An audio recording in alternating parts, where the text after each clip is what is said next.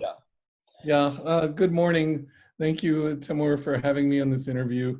I'm Ken DeCleva. I'm a psychiatrist based in Dallas, Texas, with the University of Texas Southwestern Medical Center, where I see patients in the outpatient clinic and teach residents and medical students. And prior to that, I was a physician diplomat for the U.S. Department of State for 14 years, mostly overseas, where I had the privilege of serving our diplomatic corps, providing medical support to 70,000 diplomats overseas and their family members, and traveling to over 90 embassies around the world, including in the Middle East, South Asia, Russia, Mexico, the Caribbean, Central America, and virtually every country in Europe. And you asked me to show something that I got overseas when I visited the health unit in Muscat, Oman. The nurse took me after a day's work to the souk, where I bought this beautiful Hanjar dagger made of silver, which the Omani men will wear with their dishdash, the long flowing robe, and walk on the street, and they carry the dagger in their belt. So I thought it was something that's culturally quite fascinating. I've always That is been fast. fascinated by Can you show my friends and network the other knife? the Kinjali dagger. Yeah, if that's okay. This is the dagger. People will think I'm weird. Why am I asking a psychiatrist to show me This knives? is a dagger called a Kinjali, which is a traditional ceremonial dagger in Georgia, which I was given as a gift by an ambassador friend of mine. And it's a double-edged, very sharp dagger.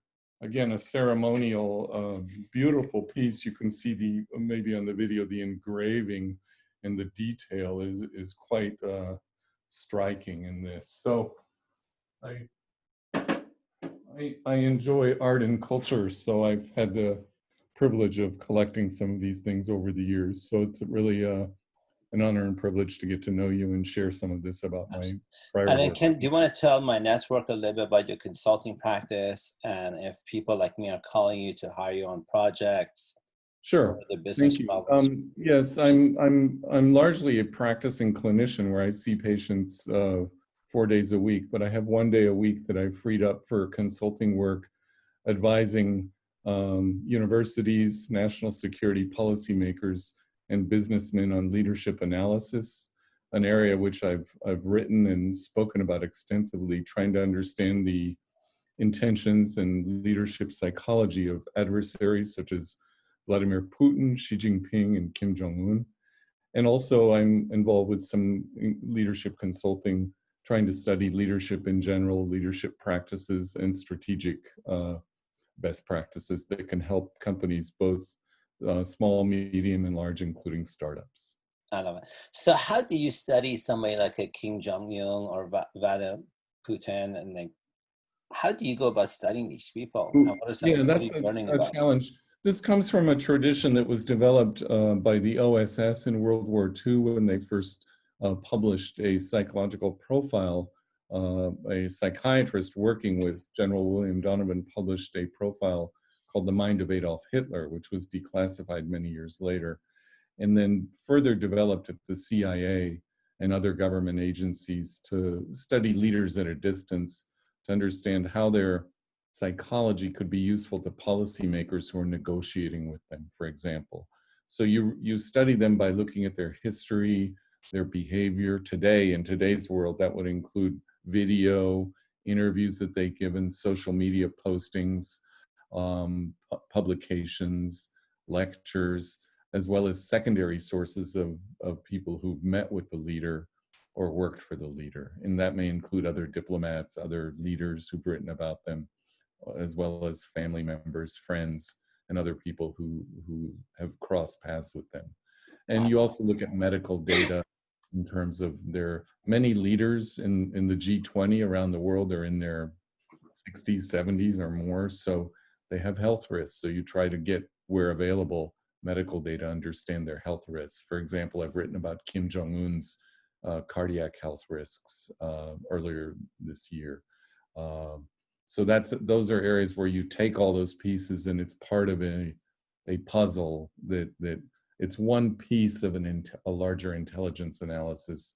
And you also have to understand the culture, the background of the leader, and approach them with a certain degree of empathy, which can be difficult to do with leaders who are or have committed atrocities or who are barbaric or authoritarian.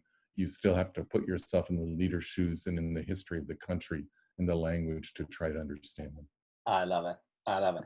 And just for the record, I was introduced to you by the CIA folks at the CIA, and I know that you are a very trusted resource for folks in my network. I just want to say that you're highly recommended as somebody who's a Well, thank you. trusted I resource. try to.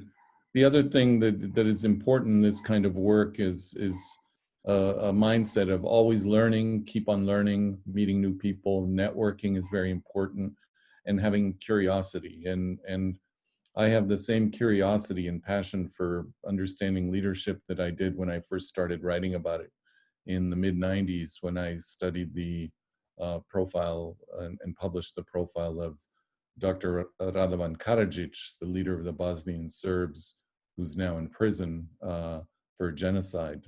I became interested in him because he was both a psychiatrist and leader, and I translated his poetry.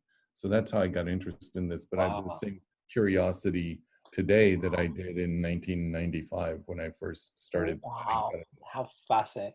And then Ken, if people in my network want to get hold of you to inquire, ask you a question, hopefully hire you for consulting, how do people get hold of you?